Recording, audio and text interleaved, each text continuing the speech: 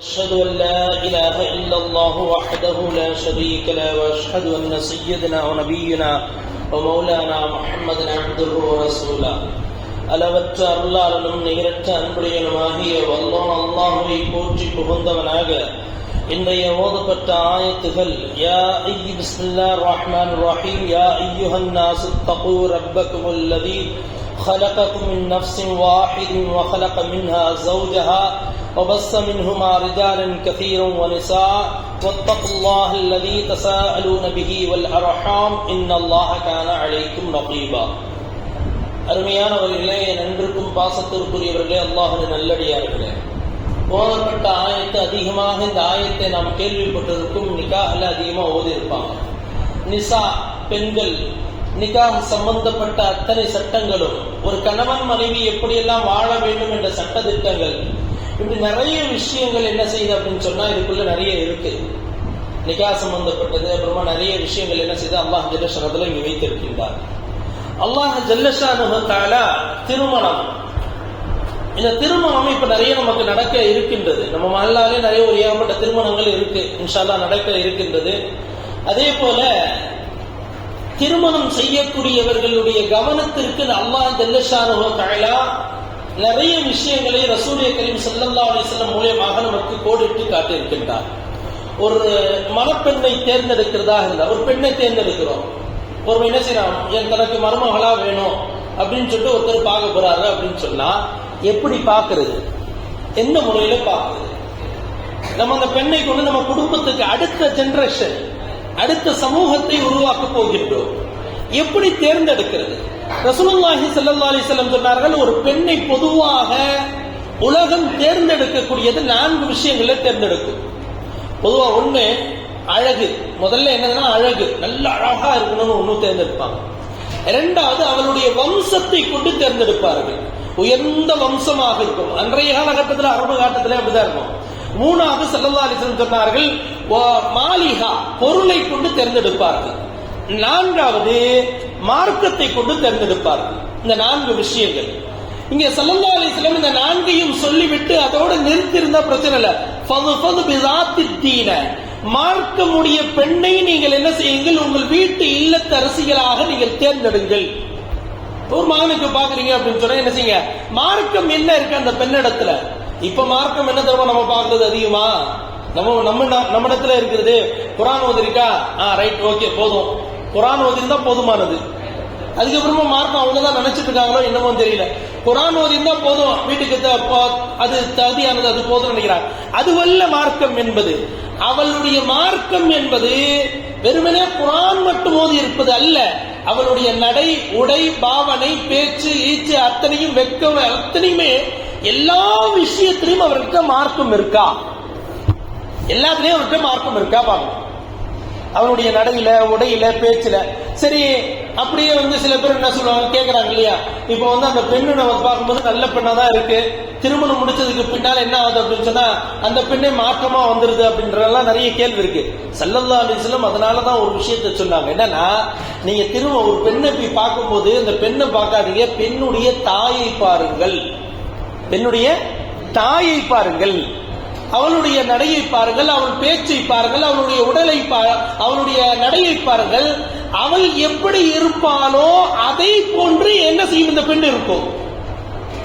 சரி, ஒரு பெண்ணுக்கு தங்க தாய் இல்ல, அவங்க வஃபாத் ஆயிட்டாங்க சின்ன வயசுல அப்படின்னு சொன்னா அப்ப என்ன பண்றது? ரசூலுல்லாஹி ஸல்லல்லாஹு அலைஹி வஸல்லம் அதுக்கும் சொன்னாங்க, அந்த பெண்ணுடைய ஹாலா, அந்த பெண்ணுடைய தாயினுடைய சகோதரியை போய் பாருங்கள், பெண்ணுடைய சகோதரியை நீங்கள் போய் பாருங்கள். அவள் எப்படி இருப்பாளோ அதே போன்றுதான் இந்த பெண்ணும் இருக்கும். இந்த பெண்ணு என்ன செய்யும், அங்க என்ன ஒழுக்கம் இருக்கோ, அங்க என்ன இருக்கோ அதுதான் என்ன செய்யும் இந்த பெண்ணிடத்தில் இருக்கும். எனவே நீங்கள் பார்த்து நிக்காஹ் செய்யும் பொழுது குஃபு என்று சொல்றவங்க இல்லையா, பொருத்தம் என்பது இப்படிதான் பொருத்தம் பார்க்கணுமே தவிர, பணம் இருக்கான்னு பார்த்தா வாழ்க்கை ஃபுல்லா பணமும் இருக்காது, ஒண்ணுமே இருக்காது. நகையை போட்டு வாங்கிட்டு வராங்க, நான் வேணாம்னு சொல்லி நிறைய பேர் போட்டு வராங்க. மிஞ்சி போனா திருமணம் ஆனதுக்கு பின்னால் ஒரு 5 வருஷம் அந்த நகை இருக்கான்னு பாருங்க.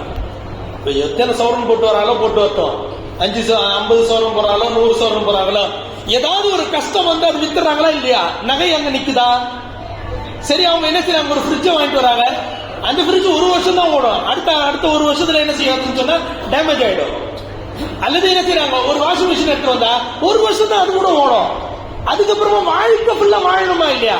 ஒரு கணவன் மனைவி தன் மகனும் தன் மருமகளும் வாழக்கூடிய நேரத்தில் அவர்கள் சகீனத்தோடு எல்லா நிலைகளிலும் தோதுவாக அவர்கள் வாழக்கூடிய வாழ்க்கையை பார்க்கணுமா இல்லையா? அப்ப என்ன செய்யணும் அப்படின்னு சொன்னா, பணம் காசு இது தயவு செய்து பார்க்காதீங்க. ரெண்டாவது மூணாவது விஷயம் என்ன அப்படின்னு சொன்னா, தீன் என்று சொன்னால் வெறுமன குர்ஆன் ஓதுறது மட்டும் அல்ல. மார்க்கம் என்பது வெறுமன குர்ஆன் ஓதுறது கிடையாது. அவனுடைய நடை உடை அத்தனையிலும் மார்க்கம் இருக்கா பார்க்கணும். எல்லாத்திலையும் மார்க்கம் இருக்கான்னு பார்க்கணும். பார்த்துதான் என்ன செய்யணும், திருமணம் செய்யணும். ஒண்ணு அல்லாஹ் ஜல்ல ஷானஹு தஆலா இன்னொரு விஷயம் என்ன முக்கியமாக சொல்ல வருது என்னன்னா, ரொம்ப முக்கியமானது, வயதுக்கு வந்த ஆண் பெண் 2 பேர் யாரா இருந்தாலும் சரி, முதல்ல அவங்களுக்கு திருமணம் செய்து வைக்கணும். வயதுக்கு வந்த ஆணும் பெண்ணும் வந்துட்டாங்கன்னா, வீட்டுல இருக்காங்கன்னா, அவர்களை வைத்திருப்பதே முசீபத்து. திருமணம் செய்யாமல் அவர்கள் இல்லத்தில் வைத்திருப்பது ஒரு மிகப்பெரிய முசீபத்து. அந்த வீட்டில் எதுவுமே நடக்காது, எந்த ஒன்றும் நல்லதும் நடக்காது. ஏன் காரணம் என்ன? ரசூலுல்லாஹி ஸல்லல்லாஹு அலைஹி வஸல்லம் சொன்னார்கள், பணம் செல்வம் அனைத்துமே திருமணம் செய்வதனால் வருமே தவிர திருமணம் செய்யாமல் ஒரு ஆணோ ஒரு பெண்ணோ அந்த வீட்டில் இருந்தாங்கன்னா எந்த நலவும் நடக்காது, எந்த நல்லதும் நடக்காது. இருக்கிறதெல்லாம் போயிட்டே இருக்கும். இருக்கிறதெல்லாம் என்ன செய்யும், போற வழியே தெரியாது. தேடி பார்த்தாலும் எங்கடா போச்சு பணம் தேடி அலைஞ்சிட்டு இருக்கணும், கிடைக்கவே கிடைக்காது. ஸல்லல்லாஹு அலைஹி வஸல்லம் தெளிவா சொன்னாங்க, ஒரு ஆண் வயதுக்கு வந்துட்டா ஒரு பெண் வயதுக்கு வந்துட்டா முதல் காரியம் அவர்களுக்கு திருமணம் செய்து வச்சிடணும். அவங்க வீட்டுல வச்சிருக்கவே கூடாது. எக்காரணத்தை கொண்டோ நீண்ட நாள் வயசுக்கு மட்டும் வைக்கவே கூடாது. வச்சுட்டா முசீபத்து. அவங்க திருமணம் செய்யாம வீட்டுல இருந்தாங்கன்னா அதுவே முசீபத்து. எல்லா வியாபாரமும் அடிபடும். எல்லா விதமான சோதனைகளும் ரசூலுல்லாஹி ஸல்லல்லாஹு அலைஹி வஸல்லம் தெள்ள தெளிவா சொன்னாங்க. வீட்டுல எல்லா விதமான முசீபத்தும் உள்ள நுழைஞ்சிரும். ரசூலுல்லாஹி ஸல்லல்லாஹு அலைஹி வஸல்லம் அடுத்த விஷயம் சொல்றாங்க என்ன அப்படின்னு சொன்னா, திருமணம் நடந்ததற்கு பின்னால் வாழ்க்கை வாழக்கூடிய கணவன் மனைவி, இது ரொம்ப முக்கியமான ஒரு கட்டம். இந்த கணவன் மனைவி வாழ்றோம் இல்லையா, இதுல ஷைத்தான் எப்படியும் என்ன செய்வான், இந்த வாழ்க்கை ஆரம்பிக்குது ஒரு 20லயோ 30லயோ ஆரம்பிக்குது வச்சுக்கோங்க. ஒரு 30 வயசுல அல்லது 25 வயசுல திருமணம் நடக்கிறாருன்னு வச்சுக்கோங்க. அவன் வாழ்க்கை வாழும்போது எது வரைக்கும் 60 வாழ்றானோ அது வரைக்கும் இவங்க துணையோட தானே வாழ்றான். இவங்க 2 பேருக்கு மத்தியில நீங்க நல்லா உள்ள போய் பாருங்க, இந்த கணவன் மனைவிக்குள்ள எந்த பிரச்சனையும் இருக்காது. இவங்களுக்கு இந்த பக்கம் இருக்க சொந்தமோ கணவன் சார்ந்த சொந்தமோ பெண் சார்ந்த சொந்தத்தை கொண்டுதான் இங்க இவங்க 2 பேரும் முடிப்பாங்க. பிரச்சனையே அங்கதான் நடக்கும். இவங்களுடைய பெற்றோர்களை பாதுகாப்பதற்காக என்ன செய்யும் அப்படின்னு சொன்னா, உள்ள இவங்க 2 பேருக்குள்ள நடக்கக்கூடிய பிரச்சனைகள், சண்டைகள், சச்சரவுகள், இவங்க அவங்க பெற்றோர்களை காப்பாற்றுறது பார்ப்பாங்க. அந்த அம்மா என்ன செய்வாங்க, அவங்க பெற்றோருடைய மானத்தை காப்பாற்றுறதுக்காக என்ன செய்வாங்க, இவங்க 2 பேரும் அவர்களுடைய சொந்தங்களை கொண்டுதான் இவர்கள் சண்டை போட்டுப்பாங்களே தவிர இவங்களுக்குள்ள எந்த பிரச்சனையும் இருக்காது. அதனால ரசூலுல்லாஹி ஸல்லல்லாஹு அலைஹி வஸல்லம் நாங்க கூட்டு திருமணம் முடிச்சு என்ன செய்யறாங்க, கூட்டு இதுல வச்சிருக்கலாம். என்ன செய்யறாங்க, அண்ணன் தம்பி இருக்கிற இடத்துல வைக்கலாம். என்ன செய்யறாங்க, 2 பேர் இருக்காங்க 3 பேர் இருக்காங்க, திருமணம் செய்து வைக்கிறீங்க. ஆனால் அவர்களுக்கு செய்ய வேண்டியதை சரிவன அங்க செஞ்சிடணும். ஒருத்தர் நிக்கா முடிக்கிறீங்க, வீட்டுல வச்சிருக்கீங்க அப்படின்னு சொன்னா, அண்ணன் தம்பி ஒருத்தர் இருக்காரு அப்படின்னு சொன்னா, அந்த இடத்துல எப்படி நடத்தணுமோ வந்த பெண்ணை மகளாக எண்ண வேண்டும். வந்த பெண்ணை மகளா நினைக்கிறோம். போன மகளை மகளாக ஏற்றுக்கொண்டு இந்த மகளை விட்டுறக்கூடாது. அந்த வீட்டுடைய பெண்ணு மகளை திருமணம் முடிச்சு வச்சுட்டீங்க அப்படின்னு சொன்னா அது சாப்டர் க்ளோஸ்டு. இந்த சாப்டர் இங்க ஆரம்பம். அடுத்த பெண்ணு என்ன செய்யுது, அது ஆரம்பம். அந்த பெண்ணை மகளாக ஏற்றுக்கொள்ள வேண்டும். ஆனால் வீட்டில் இருக்கக்கூடிய தலைமைத்துவத்தில் உட்கார்ந்து இருக்கவங்க நீதமான முறையில நடக்க வேண்டும். நீதமான முறையில் என்ன செய்யணும், எக்காரணத்தை கொண்டு அநீதமான முறையில் நடத்தக்கூடாது. ஒண்ணு. ரெண்டாவது, வீட்டுக்குள்ள என்ன செய்யணும் அப்படின்னு சொன்னா, அந்த பெண் வந்ததற்கு பின்னால் அங்க இருக்கக்கூடிய மிகப்பெரிய பிரச்சனை என்னன்னா, அந்த மாப்பிள்ளைக்கு தான் அதிகமா வருமே. அவன் என்ன செய்வான், கல்யாணத்துக்கு முன்னாடி வரைக்கும் என்ன, அம்மா சொல்றதுதான் எல்லாம் சரின்னு சொல்லிட்டு இருப்பான். அம்மா சொன்னா சாப்பிடுவான், அம்மா சொன்னா தூங்குவான், அம்மா சொன்னா எல்லாம் செய்வான். கல்யாணம் ஆன பிறகு மனைவி சொல்றதுதான் இவன் கேட்பான். இங்கதான் தவறு நடக்கிறது. ஒவ்வொரு ஆண் மக்களுக்கும் சொல்றது, நீங்க கணவன் மனைவியினுடைய பேச்சை கேளுங்க, வேணான்னு சொல்லல. ஆனால் அதை விட இரட்டிப்பாக தாயுடைய பேச்சை கேட்கணும், அதை விட இரட்டிப்பாக தந்தையுடைய பேச்சு கேட்கணும். எப்போ, திருமணத்திற்கு பின்னால்.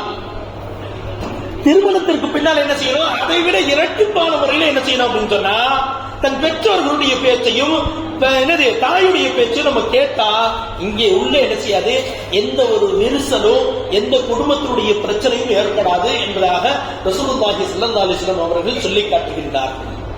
அதே நேரத்தில் திருமணம் செய்து வைக்கிறோம். நம்ம திருமணம் செய்து வைக்கிறீங்க, வச்சதுக்கு பின்னால் பிரச்சனை ஏற்பட்டுருச்சு, ஏதோ விதமான ஒரு பிரச்சனை, ஏதோ விதமான சண்டை சச்சரவு வந்துருச்சு, ஆராய்ந்து பார்க்கணும். நம்ம என்ன செய்யணும், நல்லா ஆராய்ஞ்சு பார்க்கணும். சொந்தங்களை கொண்டு இவர்கள் 2 பேருக்கும் பிரச்சனை கிடையாது, இவர்களுக்குள்ள மனக்கசப்பு எந்த மாதிரி கசப்பு இருக்கு அப்படின்னு சொன்னா, சையதுனா இப்ராஹிம் அலைஹிஸ்ஸலாத்து வஸ்ஸலாம் நேரா தன்னுடைய மகன் வீட்டுக்கு போறாங்க, இஸ்மாயில் அலைஹிஸ்ஸலாம் வீட்டுக்கு நேரம் வீட்டுக்கு போறாங்க. பல வருஷங்களுக்கு பின்னால் போனாங்க. அவங்க 1 வருஷம் 2 வருஷம் இல்ல, கிட்டத்தட்ட முஃபஸ்ஸிரீன்கள் சொல்லுவாங்க ஒரு 9 ஆண்டு காலத்திற்கு பின்னால் என்ன செய்யறாங்க அப்படின்னு சொன்னா, மகனுக்கு மகனை பார்க்கறதுக்காக போறாங்க. மகன் திருமணம் செய்து கூட இவங்களுக்கு தெரியாது. இப்ராஹிம் அலைஹிஸ்ஸலாமுக்கு தன் மகன் திருமணம் முடிச்சதும் தெரியாது. மகனை தேடி போயிட்டு இருக்காங்க. போனா என்ன செய்யறாங்க அப்படின்னு சொன்னா, வீட்டுல போய் நிக்கிறாங்க. நின்றுட்டு என்ன செய்யறாங்க, கதவு தட்டுறாங்க. அந்த அம்மா வெளில வந்துட்டு, யார் வேணும், அந்த அம்மா வெளில வந்து என்ன செய்யாங்க, ஒரு விதமான பேச்சு பேசுறாங்க. யார் வேணும், அவர் இல்ல எங்க வீட்டுல, அவர் என்ன செய்யற வீட்டுல இல்ல, யார் நீங்க, நான் அவருடைய தந்தை. இப்ராஹிம் அலைஹிஸ்ஸலாம் சொன்னாங்க, நான் அவருடைய தந்தை அப்படின்னு சொல்லிட்டு வீட்டுக்குள்ள போகாமல் அந்த திண்ணையிலே ஹஜ்ரத் இப்ராஹிம் அலைஹிஸ்ஸலாம் உட்காந்துட்டாங்க. இப்ராஹிம் அலைஹிஸ்ஸலாம் அங்கேயே உட்காந்துட்டாங்க. உட்காந்துட்டு சொன்னாங்க, என் மகன் வந்து ஒரு விஷயத்தை மட்டும் சொல்லிடுமா, நான் போயிடுறேன் அப்படின்னு சொன்னாங்க. என்ன சொல்லணும் சொல்லுங்க. ஒண்ணும் இல்ல, இந்த வீட்டு வாசல் சரியில்லை, வாசல் கதவை மாத்து, வாசல் கதவை, வீட்டினுடைய வாசல் கதவு சரியில்லை, வாசல் கதவை மாத்த சொல்லு அப்படின்னு சொல்லிட்டு போயிட்டாங்க இப்ராஹிம் அலைஹிஸ்ஸலாம். கிளம்பி போயிட்டாங்க. இஸ்மாயில் அலைஹிஸ்ஸலாம் கொஞ்ச நேரம் கழிச்சு வந்தாங்க. வந்து என்ன செஞ்சாங்க, வந்தோன்னு உங்க அத்தா வந்திருந்தாங்க. எனக்கு நிறைய நம்ம பானையில சொல்றதா இருந்தா சொல்றது, அரபனுடைய ஸ்டைல் அது வேற மாதிரி இருக்கும். இல்ல உங்க அக்கா வந்திருந்தாங்க, இந்த மாதிரி வந்தாங்க, உட்கார்ந்தாங்க, போனாங்க, இந்த மாதிரி வாசல் கதவை மாத்த சொன்னாங்க அப்படின்னு சொன்னாங்க. உடனே இஸ்மாயில் அலைஹிஸ்ஸலாம் சொன்ன வார்த்தை அடுத்த நிமிஷம் சொன்னாங்க, முத்தலாக், 3 தலாக் நீண்டாங்க. அடுத்த நிமிஷமே இஸ்மாயில் அலைஹிஸ்ஸலாத்து வஸலாம் சொன்ன வார்த்தை, தன் தந்தை சொன்னது, உன் மனைவி சரியில்லை, உன் மனைவி உனக்கு பொருத்தமானவள் அல்ல, உன் மனைவி நீ என்னது நபியாக இருக்கக்கூடியவளுக்கு இந்த மனைவி அழகல்ல என்பதை தெல்ல தெளிவா சொல்லிட்டு வாசல் கதவை மாத்தினாங்க. 3 தலாக் விட்டார்கள், வேற ஒரு திருமணம் முடித்தார்கள் இஸ்மாயில் அலைஹிஸ்ஸலாத்து வஸலாம். எவ்வளவு பெரிய ஒரு நுணுக்கம் இருக்கும். பொருத்தம் இல்லை, உள்ள உட்கார்ந்து நினைக்கிறாங்க, ஆடும்போது பொருத்தம் இல்லையா, புடிச்சு அவங்களை வலுக்கட்டாயமா தள்ளி நீ வாங்கிதான் ஆகணும், இல்லைன்னா சரி வராது, அப்படி எல்லாம் நம்ம தள்ளோம் அப்படின்னு சொன்னா வாழ்க்கை ஃபுல்லா 2 பேரும் தனியா தான் இருக்கணும், 2 பேரும் தள்ளி தான் இருக்கணும். தள்ளி அவர்களை கஷ்டப்படுத்து வலுக்கட்டாயமா, இல்லை என் குடும்பமான போயிடும், நான் செத்துருவேன், நான் அது பண்ணிடுவேன், அது என்னது அப்படின்னு சொன்னா பிளாக்மெயில். அந்த பிளாக்மெயிலுக்காக போய் வாழக்கூடிய நேரத்தை எப்படி வாழ்வோம்னா, வேண்டா வெறுப்பா வாழணும். தன் மகள் சந்தோஷமா வாழணுமா, வேண்டா வெறுப்பா வாழணுமா, தன் மகன் சந்தோஷமா வாழணுமா, வேண்டா வெறுப்பா வாழணுமா, பிடிக்கவில்லை. 2 பேர்களுக்கு மத்தியில கசப்புகள், 2 பேருக்கு மத்தியில மிகப்பெரிய ஒரு கசப்பு ஏற்படுது அப்படின்னு சொன்னா, அவர்களுக்கு மத்தியில ஒட்டு வரல அப்படின்னு சொன்னா என்ன செய்யணும் அப்படின்னு சொன்னா, பிரித்து விட்டு 2 பேருக்கும் வேற வேற கல்யாணம் முடிச்சிடணும். அப்படித்தான் இந்த மாதிரி நிறைய ரசூலுல்லாஹி ஸல்லல்லாஹு அலைஹி வஸல்லம் செஞ்சிருக்கிறாங்க. நிறைய சஹாபா பெண்கள் வந்தாங்க. ஒரு பெண்மணி வந்தாங்க, யா ரசூலுல்லாஹ், என் கணவருடைய இது என்ன இருக்கு, ஆடையை தூக்குனாங்க, முந்தானையை தூக்கி என்ன செஞ்சாங்க, என் கணவனுடைய இது வந்து இப்படி இருக்கு அப்படின்னு ஆடையை தூக்கி, அந்த ஆடை வந்து இப்படி தொங்குற மாதிரி இருந்துச்சு, அதை காமிச்சு இப்படி இருக்கு, எனக்கு வாழ பிடிக்கல அப்படின்னாங்க. அப்படியே தலா கொடுத்துருமான்ட்டாங்க. தலா கொடுத்துருமா குலா வாங்கிக்கணும் அப்படின்றாங்க. நேரம் போனாங்க, குலா வாங்கினாங்க, வேற திரும்ப முடிச்சு போயிட்டாங்க. இந்த மாதிரி நிறைய நடந்திருக்கு. ரசூலுல்லாஹி ஸல்லல்லாஹு அலைஹி வஸல்லம் யோசிச்சு பார்ப்பாங்க, உங்க மத்தியில உடன்படலையா, அடுத்த நிமிஷம் மாத்தி விட்டு வேற திருமணம் செய்து கொள்ளுங்கள் என்பதாக ஸல்லல்லாஹு அலைஹி வஸல்லம் நியமித்திருக்கின்றார்கள். அதனால வாழ்க்கையை துவங்கக்கூடியவர்கள் நன்றாக கவனத்தில் கொள்ள வேண்டிய விஷயங்கள் நிறைய இருக்கு. இதெல்லாம் நான் சும்மா பேருக்கு சொன்னதுதான். இது இல்லாமல் நிறைய வாழ்க்கையினுடைய யதார்த்தங்கள் நிறைய இருக்கு. ஸல்லல்லாஹு அலைஹி வஸல்லம் வாழ்ந்த வாழ்க்கைகள், வாழக்கூடிய நேரத்தில் ஏற்படக்கூடிய ஆணும் பெண்ணும் சேரக்கூடிய நேரத்தில் ஸல்லல்லாஹு அலைஹி வஸல்லம் எப்படி சேர சொல்லி இருக்கிறாங்க, எந்த முறையில சேர சொல்லி இருக்கிறாங்க, எப்படி சேர்ந்தால் நல்லது, எப்படி எல்லாம் அதுல இருக்க வேண்டும் என்பது எல்லாம் ஸல்லல்லாஹு அலைஹி வஸல்லம் தெளிவா சொல்லி இருக்கிறாங்க. இதெல்லாம் தெரியாம இன்னைக்கு 99% 99% நிக்கா முடிக்கிறவர்கள் தவறான வழிக்கு பெண்கள் செல்லக்கூடிய காரணம் நிறைய ஆண்கள் தான், ஆண்களுடைய காரணம் தான். ஸல்லல்லாஹு அலைஹி வஸல்லம் ஹதீஸை சரியான முறையில் அவர்கள் படிக்கலன்னு சொல்லணும். 99% என்ன செய்யறாங்க அப்படின்னு சொன்னா, என்ன சொல்ல முடியாத அளவுக்கு இருக்கு. பெண்கள் தவறான வழிக்கு போறாங்கன்னா முழுக்க முழுக்க ஆணுடைய காரணம் தான் இருக்கு. அல்லாஹ் ஜல்ல ஷானஹு வ தஆலா அப்படிப்பட்ட திருமணங்களை விட்டு பாதுகாப்பானாக. நடக்க இருக்க நம்ம மஹல்லால இருக்கக்கூடிய திருமணங்கள், நடக்க இருக்கக்கூடிய திருமணங்கள்ல அல்லாஹ் பரக்கத்து செய்வானாக. அவர்கள்